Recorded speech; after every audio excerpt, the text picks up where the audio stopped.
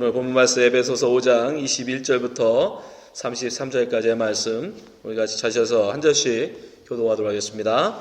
그리스도를 경외함으로 피차 복종하라. 이는 남편이 아내의 머리됨이 그리스도께서 교회의 머리됨과 같음이라. 그가 바로 몸의 구주시니라.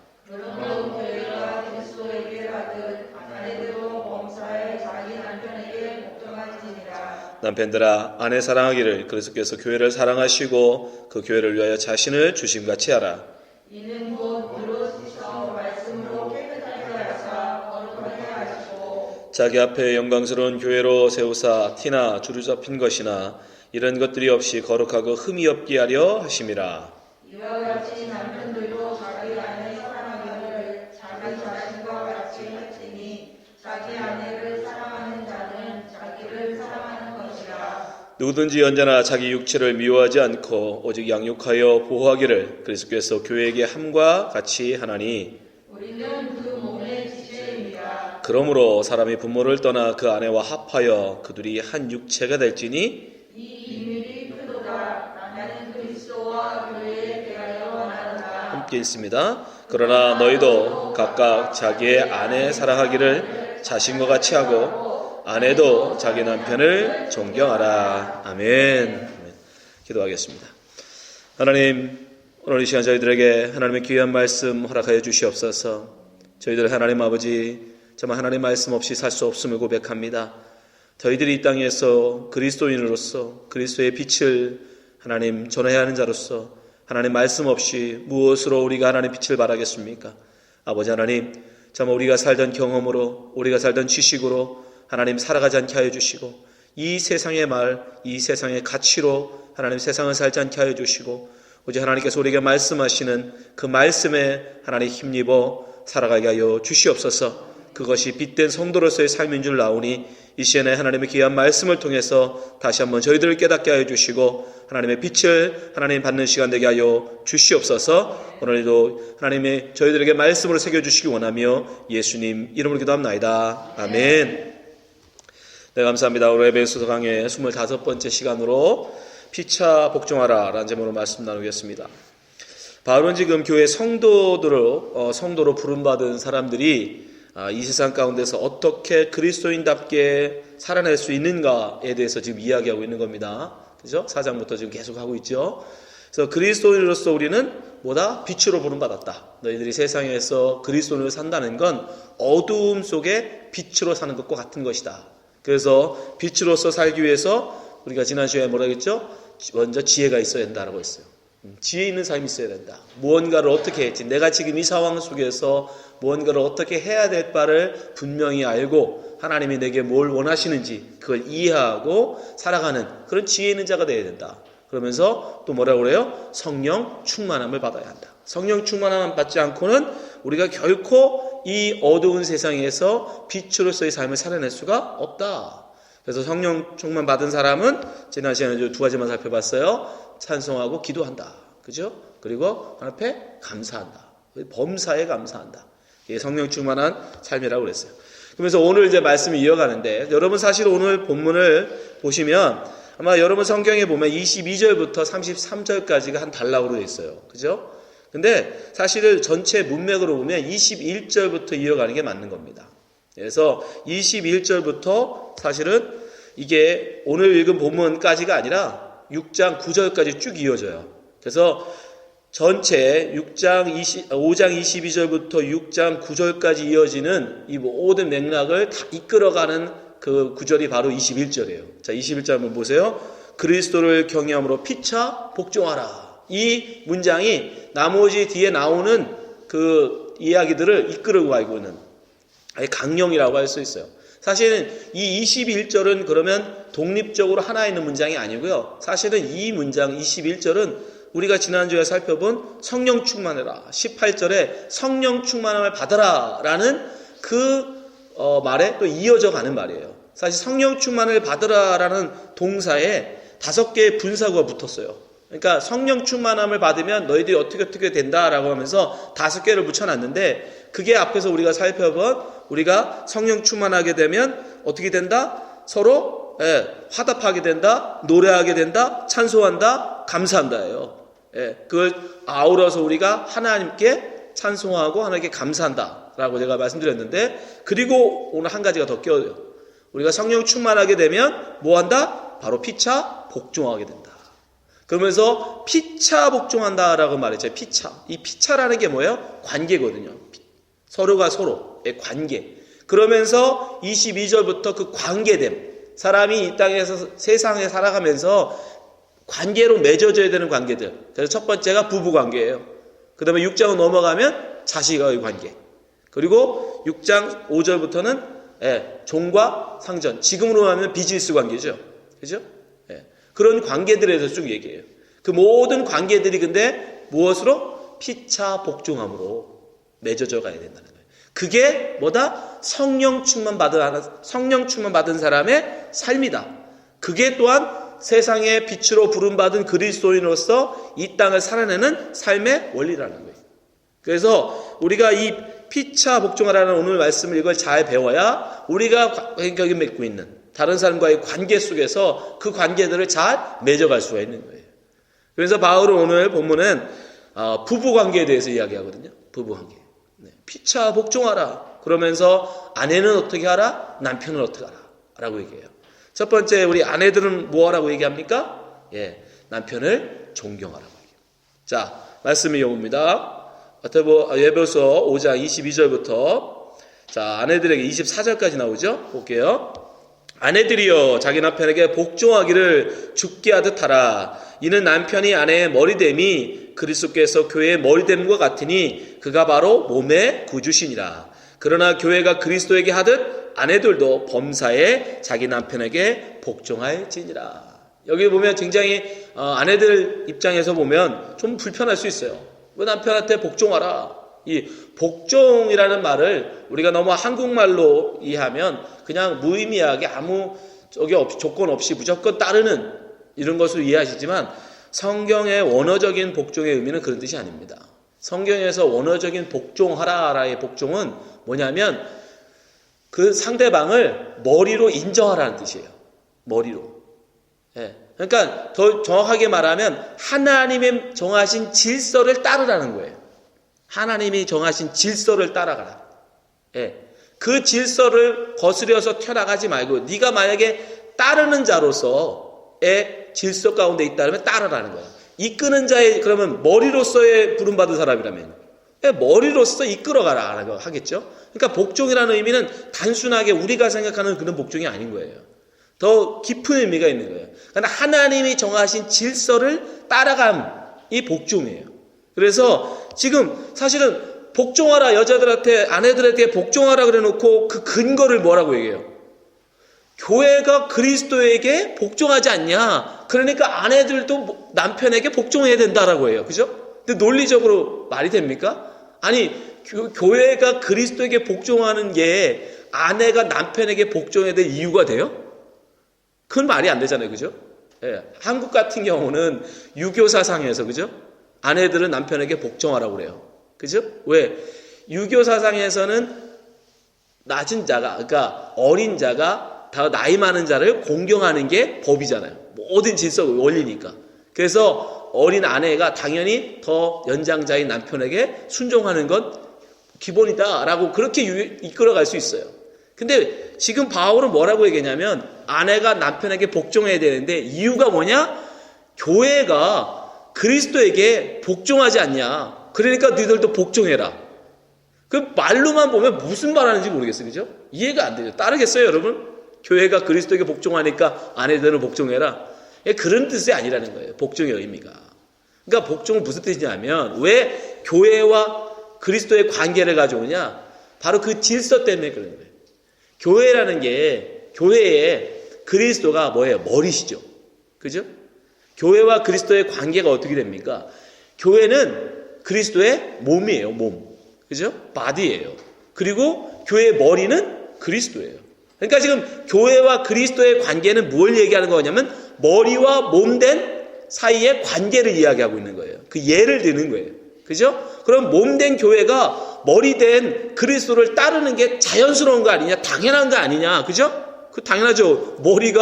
몸이 머리를 따라가야지 머리가 몸을 따라갈 수는 없잖아요. 그죠? 여러분 건강에서도 이 머리의 지시를 손이 안 따라가면 뭐가 되죠? 중풍병자예요. 환자예요. 머리의 지시에 몸이 따라가야 되는 거예요. 그죠?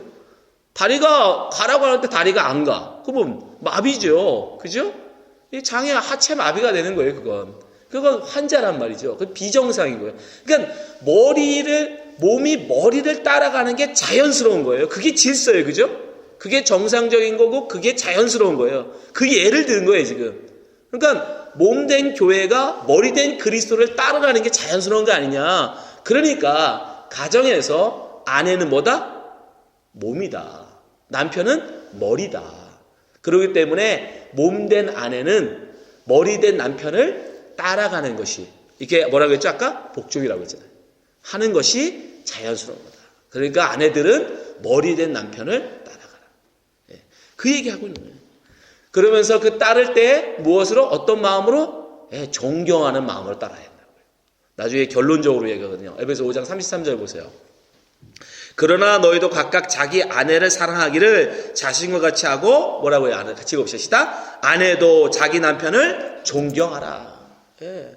그 존경하는 마음으로 그 머리가 결정하고 그 머리가 하자고 하는 어떤 말에 대해서 존경하는 마음으로 따라줘라. 그게 복종이에요. 그게. 하나님이 남편을 부부관계에 대해서 남편은 머리, 아내는 몸으로 정하셨다는 거예요. 그 하나님이 정하신 질서, 순서를 따라 사는 거, 그게 바로 복종이에요. 바울이 지금 그 얘기를 하고 있는 거예요. 남편들도 그러면 머리로 부름받은 남편, 부부관계에서 말하는 겁니다. 남편들은 그럼 어떻게 해야 되느냐? 자, 25절에 이야기하죠. 남편들아, 아내 사랑하기를 그리스도께서 교회를 사랑하시고 그 교회를 위하여 자신을 주신과 같이 하라. 그럼 머리 된 남편은 자기 마음대로, 내가 머리니까, 내가 대장이니까 내 마음대로 해 라고 해야 되냐? 그렇지 않다라는 거예요. 몸된 그리스도께서, 머리 대신 그리스도께서 몸된 교회를 사랑하셨지 않냐. 그러니까 그 본을 따라서 그리스도인들은 네가 머리다니까, 네가 머리로 부름받았으니까 몸된 아내를 위해서 어떻게 해야 된다 그러면? 사랑해야 된다. 그래서 지금 그리스도와 자꾸 교회와 그리스도의 관계를 자꾸 이야기하면서 이야기하고 있는 거예요. 바로 그 질서를 이야기하고 있는 거예요. 그러면서 그리스도가 어느 정도 교회를 사랑했는지 아느냐? 그러면서 26, 27절을 얘기하죠. 26절 보세요. 이는 곧 물로 씻어 말씀으로 깨끗하게 하사 거룩하게 하시고 자기 앞에 영광스러운 교회로 세우사 티나 주루 잡힌 것이나 이런 것들이 없이 거룩하고 흠이 없게 하려 하심이라.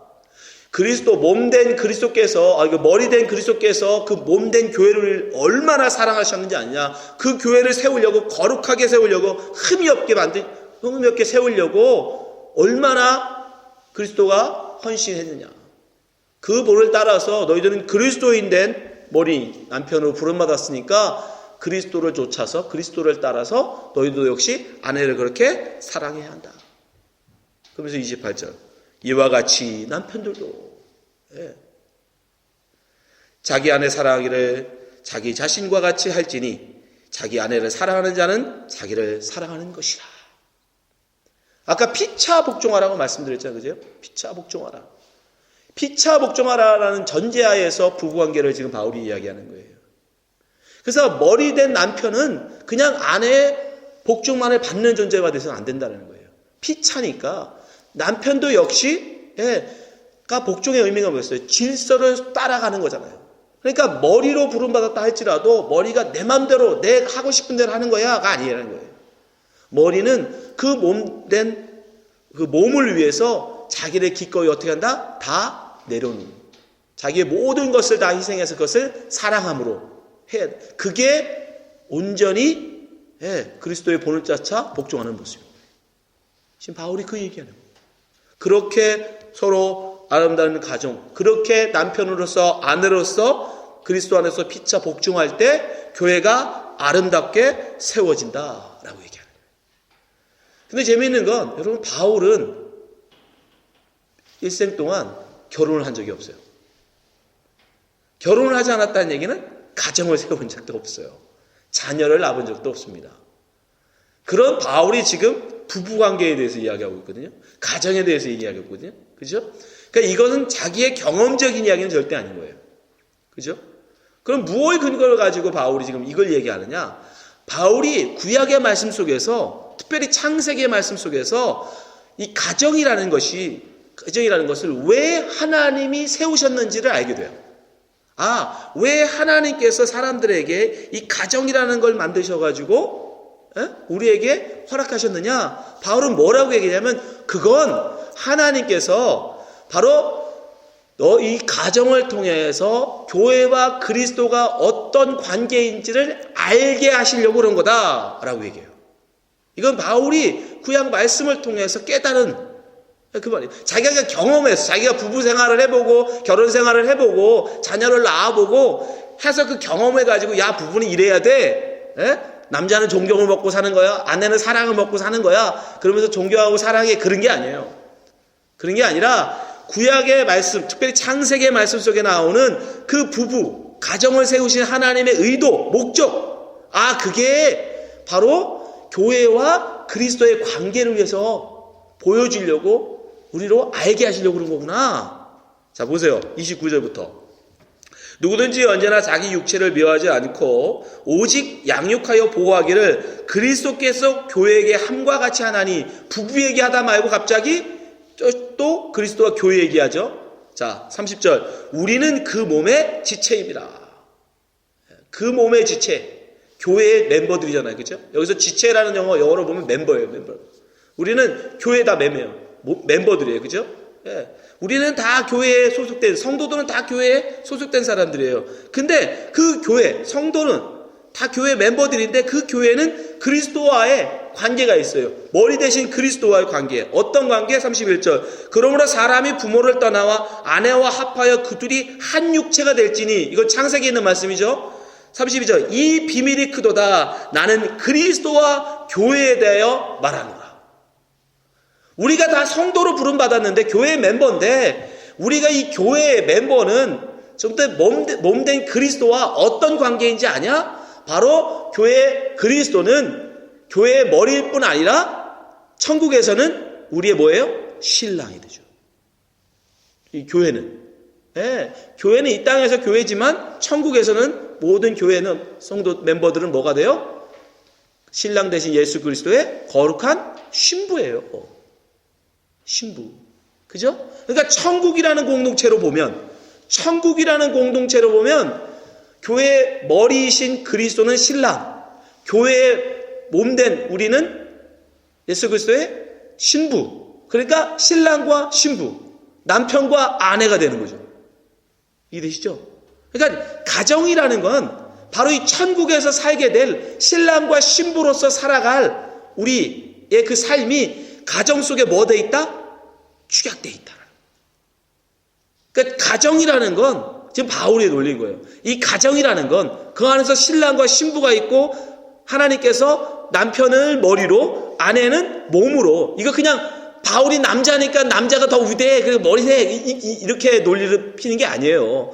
지금 이 말씀을 보니까 하나님께서 가정이라는 걸 만드신 이유가 교회의 머리로서의 그리스도와 교회의 몸으로서의 성도의 관계를 이 가정을 통해서 지금 말씀해 주는 거구나 라를 깨닫고 얘기하는 거예요. 그러니까 여러분, 가정생활이라는 건 그러니까 단순히 그냥 남자 여자가 서로 사랑하는 사람이 만나서 사는 거, 그게 아니라는 거예요. 가정이라는 건 하나님께서 지금 천국에서 신랑과 신부로 살아가는 성도로서의 삶을 이 가정이라는 걸 통해서 미리 보여주시는 거예요. 쉽게 얘기하면 천국의 삶을 경험하게 하시는 거예요.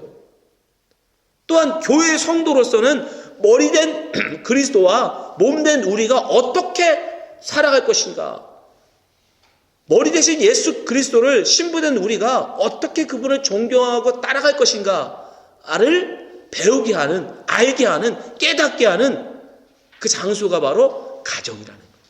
그것으로 지금 가정을 우리에게 허락하셨다. 그렇게 따지면 가정은 뭐예요? 선택사항이 아니에요. 가정 속에서 여러분, 그러니까 여러분 뭘 해야 돼요? 가정은 여러분의 어떤 마음을 편안을 얻기 위한 그런 장소가 돼서는 안 돼요. 가정은 바로 여러분이 그 속에서 그리스도를 경험하고 그리스도인으로서의 삶을 훈련하는 훈련장인 거예요. 그것이 바울이 지금 말씀을 통해서 깨닫고 우리에게 전해주고 있는 거예요. 여러분, 하나님께서 세상을 창조하시고 사람을 만드시고 그 다음은 이 사람에게 만들어준 게 뭐예요? 가정이에요. 자, 창세기 2장 20절에 보세요. 아담이 모든 가축과 공중의 새와 들의 모든 짐승에게 이름을 주니라. 아담이 돕는 배필이 없으므로, 아담이 혼자였어요. 이때는. 21절, 여호와 하나님이 아담을 깊이 잠들게 하시니 잠들매 그가 갈빗뼈 하나를 취하사 살로 대신 채우시고, 22절, 여호와 하나님이 아담에게 취하신 그 갈빗대로 여자를 만드시고 그를 아담에게 이끌어 오시니, 23절, 아담이 이르되 이는 내 뼈 중에 뼈요 살 중에 살이라. 이것을 남자에게서 취하였으니 여자라 부르리라 하니라. 24절, 이러므로 남자가 부모를 떠나 그의 아내와 합하여 둘이 한 몸을 이룰지니라. 오늘 정확하게 바울이 인용한 구절이죠. 그죠? 여기서 지금 가정을 만드시는 하나님의 모습. 가정이라는 건 여러분 인간의 필요에 의해서 만들어진 게 아니라는 거예요. 인간의 동물적인 어떤 사회적인 그런 욕구에 의해서 만들어진 게 아니라는 거예요. 철저하게 하나님이 의도하셨고 하나님이 지금 세우신 게 가정이에요. 근데 문제는 뭐예요? 이 가정이 특별히 여러분 이 현대사회에서 가장 제가 우려하고 걱정하는 게 뭐냐? 이 가정의 파괴예요. 이 가정의 해체예요. 솔직히 여러분 생각해 보세요. 여러분이 자녀를 몇 명을 낳을지를 여러분 하나님께 여쭤보고 하나님이 뜻하시고 하나님이 원하시는 뜻을 따라 순종하셨나요? 어느 순간이게 우리는 모르게, 특별히 한국 사람들은요, 어릴 때부터 계속 세뇌가 돼가지고 나의 사회적인, 나의 경제적인 이유가 내가 자녀를 몇 명 낳을지를 결정하는 원인이 돼요. 그죠? 내가 경제적으로 어려우면 자녀는 당연히 안 낳을 수 있어요. 내가 경제적 여유가 있어야 자녀를 많이 낳는다고 생각해. 그러니까 자녀를 얼마나 낳을지를 결정하는 유무가 하나님의 말씀에 근거가 있는 게 아니라, 하나님의 뜻에 있는 게 아니라 내 경제적인 사정에 결정돼. 그게 전혀 문제도 안 되고 전혀 죄스럽지도 않고 전혀 아무런 문제가 되지 않아. 그러나 가정은 하나님 만드시고, 그러면서 뭐라고요? 너는 생육하고 번성하라고 하셨다고 말해요. 그럼에도 불구하고 우리는 그 말씀을 받았음에도 불구하고 내 인위적인, 경제적인, 사회적인 이유로 자녀를 낳을 것인가 말 것인가를 결정한다. 그건 이제 너무 자연스러워서 아무도 그거에 시비하지 않습니다. 심지어 이제는 어디까지 갔어요? 여러분, 사랑하는 남녀가 서로 결혼을 해서 한 가정을 만들고 그러면서 또 사랑하는 자녀를 낳는 것이 우리가 생각하는 가장 기본적이고 아주 원초적인 가정의 모습이라고 생각해 왔어요. 이거는 절대 누구도 깰 수 없는. 근데 이제는 어떻게 됐어요? 내가 남자랑 결혼할 건지 여자랑 결혼할지는 내 자유라는 거예요. 지금 이 시대에 가장 위협받고 있는 게 그겁니다. 가정은 남자와 여자로 구성된다라는 이 가장 기본적인, 하나님이 정하신 가장 원초적인 이것까지도 이제는 도전받고 있어요. 왜 그걸 하나님이 정하냐는 거예요. 내가 정하겠다는 거예요. 내가 남자가 좋든 내가 여자를 결혼해서 살든 그건 내 자유라는 거예요. 여러분, 이거는 이미 바울이 마지막 때가 되면 이 악한 세상이 이 가정, 결혼을 금하는 세상이 올 거다라고 얘기했어요. 자, 디모데전서 4장 보세요. 그러나 성령이 밝히 말씀하시기를 후일에 어떤 사람들이 믿음에서 떠나 미혹하는 영과 귀신의 가르침을 따르리라. 보세요. 이건 분명히 귀신의 가르침인 거예요. 자, 어떤 가르침이에요? 2절. 자기 양심의 화인을 맞아서 외식함으로 거짓말하는 자들이라. 3절. 혼인을 금하고. 어떤 음식물을 먹지 말라고 할 터이나 음식물은 하나님의 지으신 바니 믿는 자들과 진리를 아는 자들이 감사함으로 받을 것입니다. 정확하잖아요. 가정, 혼인을 금해서 가정을 파괴시키는, 이건 마귀가 원하는 거예요. 왜? 하나님이 만들어주신 것이다. 여러분, 사실 저도 이제 결혼하고 벌써 24년 차 결혼 생활을 하고 있는데, 결혼한다는 전혀 남자와 특별히 여자가, 왜냐하면 서로 너무 다르거든요. 남자와 여자는 생각하는 것도 다르고 똑같은 말을 듣고도 전혀 다르게 반응을 해요. 그게 남자와 여자. 저도 인정합니다. 남자와 여자는 너무 다르다는 거예요. 살을 갈수록 그래요. 근데 전혀 정말 다른 남녀가 함께 한 가정을 이루고 산다는 건 정말 어려운 거예요. 쉬워서 하나님이 그러라고 그런 게 아니에요. 좋기만 해서 그렇게 하라고 한 게 아닙니다. 어렵습니다. 힘듭니다. 왜요? 훈련장이기 때문에 그런 거예요. 근데 세상은 자꾸 자기 좋은 말을 위해서, 야, 너 이제 그 여자 힘들어? 너 힘들게 해? 그럼 졸업해. 이혼해. 다른 사람, 좋은 사람 만나. 근데 그 만남, 그 새로운 만남, 그 좋음이 얼마나 갈 거예요? 영원히 힘들어요. 그런 생각을 바꾸셔야 됩니다. 가정은 여러분의 좋음을 위해서, 여러분의 행복을 위해서 하나님 만드신 게 아니에요. 여러분을 훈련시키시려고 만든 거예요. 여러분을 그리스도인으로 만들어 가시려고 만드신 거예요. 우리로 하여금 그리스도의 사랑이 얼마나 큰 것인지, 그리스도가 우리를 위해서 당신을 내어주는 사랑이 얼마나 뼈저리게 힘든 것인지를 알라고 주신 거예요. 우리가 그리스도를 신부로서 사랑하고 존경하는 게 얼마나 어려운 건지를 깨달으라고 주신 거예요. 부부관계 힘든 게 맞는 겁니다. 정상인 거예요. 그 힘듦을 그리스도는 어떻게 된다? 참고 견뎌내야 돼요. 왜요? 훈련이기 때문에. 남편들은 아내 사랑하는 거 힘들어요. 그러나 그 힘듦을 통해서 뭘 깨달아야 돼요? 그런데 그리스도께서는 어떻게 우리 이 교회를 위해서, 나를 위해서 당신을 희생하셨을까? 우리는 아내 사랑하기를 통해서 뭘 배워야 한다? 그리스도의 사랑을 깨달아야 돼. 그리스도의 사랑이 얼마나 큰 건지를 깨달아야 돼. 아내들은요, 남편을 존경하라고 얘기합니다. 근데 여러분 솔직히 얘기해요. 존경할 곳이 한 군데도 안 보여. 정말 이런 남자를 믿고 산다는 것 자체가 너무 고단해. 그럼에도 불구하고 여러분 그 마음, 그 모든 건 내려놓으셔야 돼요. 여러분에게 그 남편을 허락하신 하나님께서 왜 그 남편을 여러분에게 주셨는지를 인정하셔야 돼요. 아까 얘기한 대로 겸손이라는 단어, 여러분 복종에는 반드시 겸손으로 해야 우리가 그 순서를 인정하고 따라가는데, 겸손은 다른 게 아닙니다. 하나님 앞에서 자기를 드러내는, 그게 겸손이에요. 그래서 바울이 계속 얘기하죠. 남편을 대하되 뭘? 그리스도를 대하듯이 하라. 그리스도를 대하시지. 여러분 솔직히 눈에 보이는 여러분 남편을 제대로 공경하고 제대로 여러분을 섬기지 못하면, 눈에 보이지 아니하는 그리스도를 섬긴다? 사랑한다? 여러분 그건 불가능해요. 여러분이 생각한 예수님이 그런 예수님이 아니면 어떡할 거예요?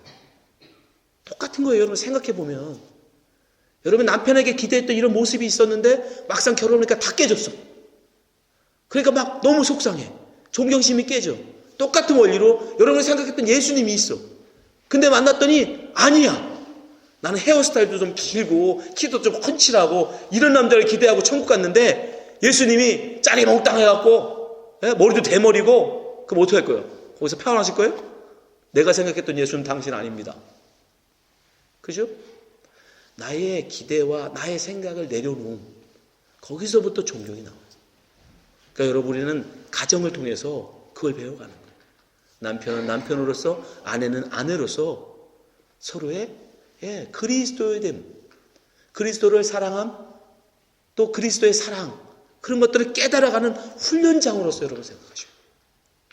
나의 필요를 채워주고 나의 어떤 행복을 채워주는 그런 것으로 기대하기 때문에 자꾸 그것이 만족되지 않을 때 사람들은 가정을 해체시켜버려요. 결혼하지 않은 사람들 마찬가지. 결혼은 선택이 아니에요. 가정을 만드는 건 선택이 아닙니다.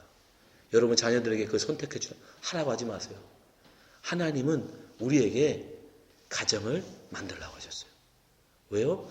그래야 한 사람을 사랑한다는 게 얼마나 어려운 것인지, 그 사랑을 받는다는 것이 얼마나 큰 것인지, 그럼 가정을 통해서 배울 거 아닙니까? 그죠? 그 때문에 가정은 선택이 아니에요. 자꾸 세상은 이야기해요. 여러분 마귀의 소리예요. 왜? 가정을 어떻게 하든지 깨트리려고. 그래야 그리스도를 알거든. 그 가정을 이루어야 그리스도의 사랑을 알게 되고 더 깊이 알아가는데 마귀는 그걸 못하게 해야죠. 그래야 그리스도를 모를 테니까. 여러분 그런 세상의 말에 속으시면 안 됩니다. 우리는 여러분 이 하나님 말씀을 잘 기억하셨으면 좋겠어요. 그러면서 여러분의 가정을 다시 한번 돌아보셨으면 좋겠어요. 여러분의 혹시 가정관, 그리스도인의 가정관은 세상이 말하는 가정과는 달라야 돼요. 세상 사람들이 말하는 그런 가정, 여러분 그런 건 존재하지 않아요. 그런 헛된 기대를 쫓기 때문에 가정들이 깨지는 거예요. 성경은 분명히 우리에게 합니다. 가정은 하나님이 만드신 것이다. 선택이 아니라. 그리고 우리는 그 안에서 무엇을? 머리로서의 삶, 몸된 자로서 그 교회로서의 삶, 그것을 배워가는 것이라는 거예요. 그렇게 훈련됨, 그렇게 우리가 그 안에서 그리스도의 됨이 되어질 때 우리가 천국에서 신랑 대신 예수 그리스도와 신부로서 온전히 아름답게 살아갈 수 있기 때문에 우리에게 가정을 허락하신 거예요. 그래서 이 말씀을 듣는 분들이 가정생활이 힘듭니다. 어렵습니다. 그러나 하나님의 말씀을 여러분 쫓아서 가장 머리 되는 구절이 뭐라고요? 그리스도를 경외함으로 피차 복종하라. 이 말씀 기억하세요. 여러분 좋아서 가라는 게 아니라 네가 그리스도를 경외함으로 네 아내를 사랑하라는 거예요. 그리스도를 경외함으로 네 남편을 존경하라는 거예요. 여러분들이 이 말씀을 기억하시고 하나님이 허락하신 여러분의 가정 아름답게 지켜가시는 성도 되시기 바랍니다. 기도하겠습니다. 하나님 아버지 감사합니다. 역한 저희들을 그리스도인으로 부르시고 특별히 또 가정을 허락해 주심에 감사합니다. 저희들 그동안 하나님 아버지의 가정을 그리때에 생각했습니다. 나의 부족을 채우고 나의 유익을 채우는 나의 행복을 구하는 그런 것으로 생각했습니다. 그러나 하나님 아버지 그런 그릇된 생각 버리게 도와주시고 하나님 말씀을 통해서 이제 하나님 깨달았습니다. 남편으로서 아내로서의 자기 자리를 하나님 잘 지켜나가게 하시고 정말 그리스도를 경외함으로 서로 피차 복종하며 아름다운 가정을 세워가게 하여 주시옵소서. 그 안에서 그리스도인으로서의 삶을 배우게 하여 주시고 그리스도의 신부로서의 삶을 배워가게 하여 주시옵소서. 주 하나님께 모든 성도들 기억하여 주시고 정말 아름다운 가정 세워가게 하여 주시고 붙잡아 주시기 원하며 특별히 가정을 아직 이루지 못한 성도들 하나님 기억하여 주시고 하나님 정말 주님이 예비하신 배필을 만나서 아름다운 가정 이루어갈 수 있도록 붙잡아 주시옵소서. 감사하며 예수님 이름으로 기도합니다. 아멘.